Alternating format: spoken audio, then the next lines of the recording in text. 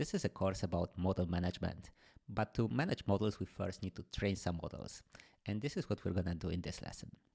This is the train.py script that you can access in our course repo, and we will share the link to the course repo below this video. And let's take a look what's happening here. In this training, we will be using a dataset called Alpaca, and this is a dataset for fine-tuning language models on instruction following. So let's take a look at this dataset. I like to see the data before I train my models. So let's take a look at this dataset. And you've already seen this artifact view. We are using artifacts in weights and biases to manage and version our datasets and models. In this case, this is a dataset. Let's take a look at the files here, and we can see there are two JSON files for the eval and the training data, but it's difficult to visualize and to navigate JSON to explore the data. So I will take a look at the lineage. You've already seen the lineage view. You can see our dataset and specifically this version 4 of the dataset. It was used in a bunch of training runs, but I want to look at the run that was used to produce this dataset. And my hope is that the person that logged this data, you can take a look okay, so this was Thomas. Thomas logged this dataset. Let's take a look if he visualized the data as he was logging it. And as expected, you can see a table, a weights and biases table with a trained dataset.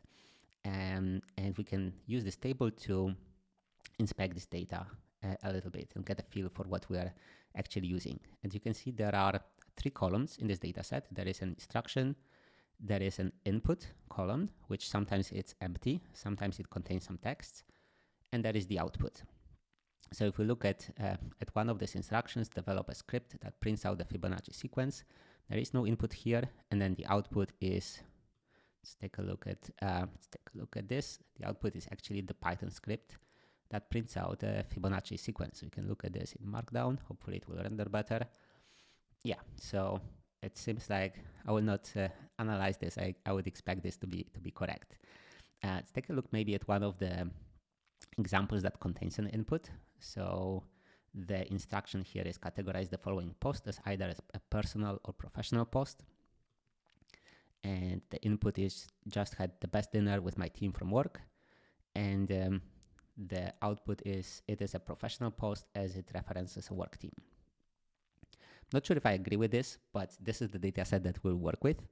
And it's good to have a good feeling for what this data set contains. We can take a look at eval, and it's structured in a similar way.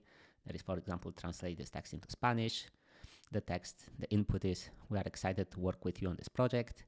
And the output is the Spanish translation of this text. All right, so let's go back to the training script. And I want to also give you a hint on how this data is being transformed as an input to the model. And this is the data.py file that is in the mini LLM library within the course repo. And you can see that we are transforming the inputs, the rows, depending if there is an input. If there's no input, then we're putting this prefix. Below is an instruction that describes the task. Write a response that appropriately completes the request. And we're feeding both the instruction. We're feeding actually the instruction here. If there is an input, then we're formatting this a bit differently. We're also adding this input into the prompt. And then in the final step, we're combining both the instruction and the output, which is the completion from the LLM. And that's something that we will use to train our LLM. This script starts with a config that we can modify as we launch this script. We can adjust the learning rate. We can adjust. We can train this model by freezing some layers in order to fit it on a single GPU. We can potentially use LoRa as an alternative way of fitting this model on a single GPU.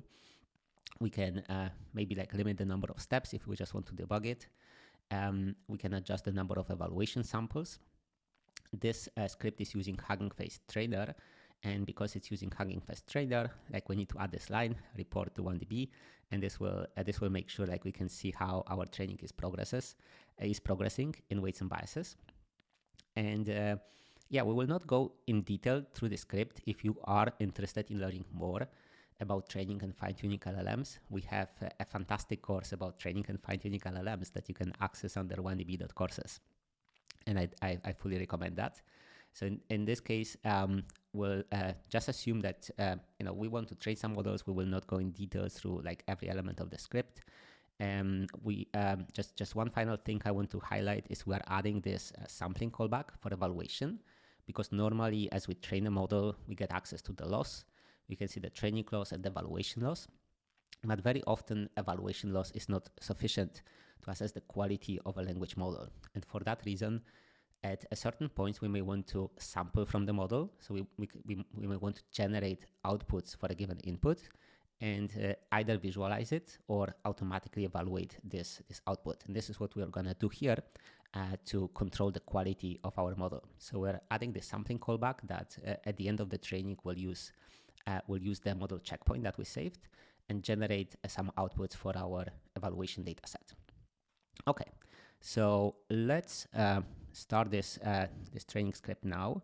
I'm gonna go into my console and do train.py, and maybe let's limit this now to, let's say, 20 steps just for debugging purposes and see if the script is running.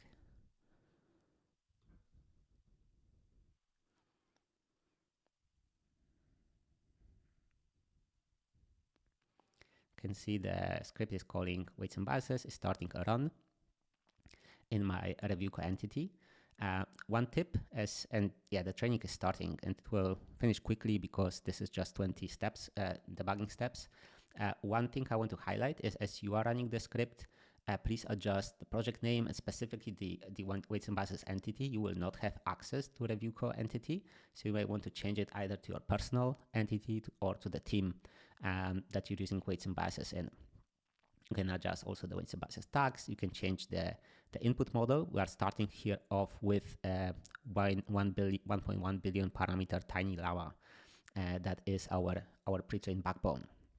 And these are the things that you can adjust as you're playing and trying to get a better and better instruction following model. Okay, so the script finished training, and it's now generating a data set generating an evaluation set of data. So let's give it a while to finish, and in the next video we'll pick it up and we'll try to see how we might want to evaluate this model.